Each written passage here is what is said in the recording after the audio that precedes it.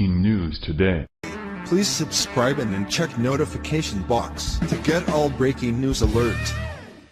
Muslim refugee brutally rapes disabled girl, gets to stay when liberal judge hears 3 words. When a refugee encountered a mentally disabled girl, he overpowered his helpless victim and subjected her to unspeakable sexual assault before leaving her to freeze to death on the road. However, the sadistic rapist was spared deportation and will return to living off the taxpayers, all because the judge heard 3 disturbing words. With the refugee crisis providing a veil for never-ending migration, once welcoming Europeans are now watching as their justice system caters to the most depraved criminal migrants, turning their democracies into havens for brutality. Making up just a small percentage of the overall population, Muslims have already fundamentally transformed European justice systems into Sharia-accommodating courts that favor Islamic migrants.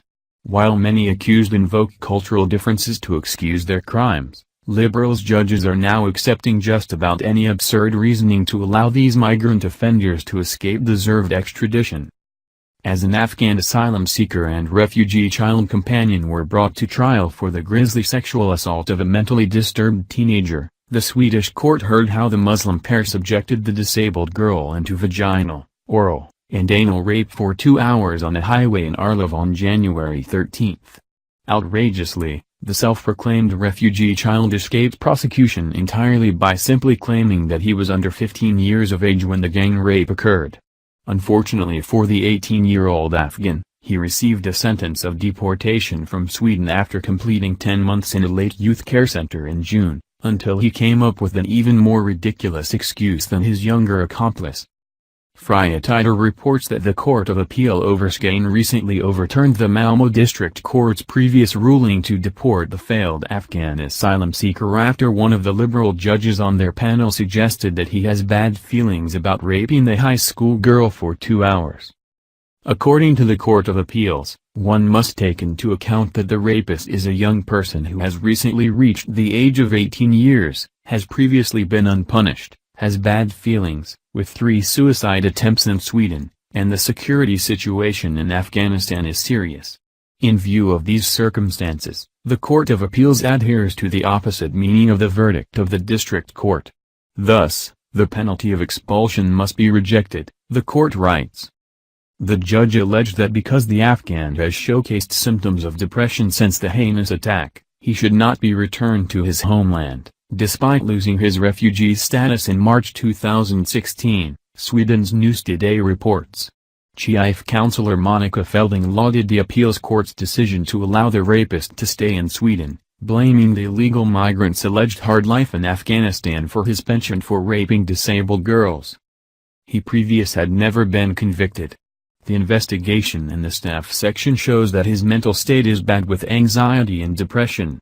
He has had contact with the child and adolescent psychiatric clinic in Lund because of the trauma caused by his upbringing in Afghanistan.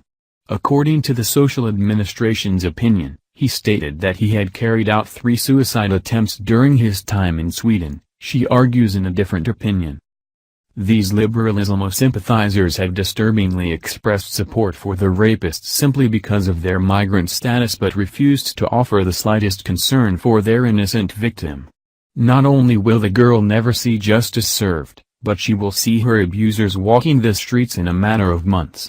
Both the judges and Felding gushed over the migrant rapist's alleged mental state, explaining that he has suffered trauma and psychological damage over the crimes he committed. Of course, not one official expressed this same concern for the mentally disabled girl, despite the fact that she is the only innocent victim in the case. Although leftists often whine about the alleged trauma that these Muslim migrant men have suffered under in their home countries, they refuse to acknowledge that these asylum seekers were often the perpetrators of the violence and oppression that plagues their Sharia regimes. Sharia law and governances were established not because a tiny minority of extremists invaded the lands and forcibly implemented such legislature against the will of the people but because the people themselves demanded it. As the Muslim populations grew in these previously non-Muslim nations, so did the barbarity that comes with Islamic law. The reason why sexual assault often goes unpunished in Muslim countries is that the Quran encourages men to abuse women who reject misogynistic and oppressive Islamic compulsions. Quran, O Prophet, tell your wives and your daughters and the women of the believers to bring down over themselves, part, of their outer garments. That is more suitable that they will be known and not be abused. And ever is Allah forgiving and merciful. Should women disobey men, they are responsible for any abuse that befalls them and they are to blame for enticing men with their sinful bodies. Of course, the Prophet Muhammad modeled the proper abuse of women both physically and sexually, encouraging his followers to do the same. Quran 4:34, Men are in charge of women by right of what Allah has given one over the other and what they spend, for maintenance, from their wealth. So righteous women are devoutly obedient, guarding in the husband's absence what Allah would have them guard.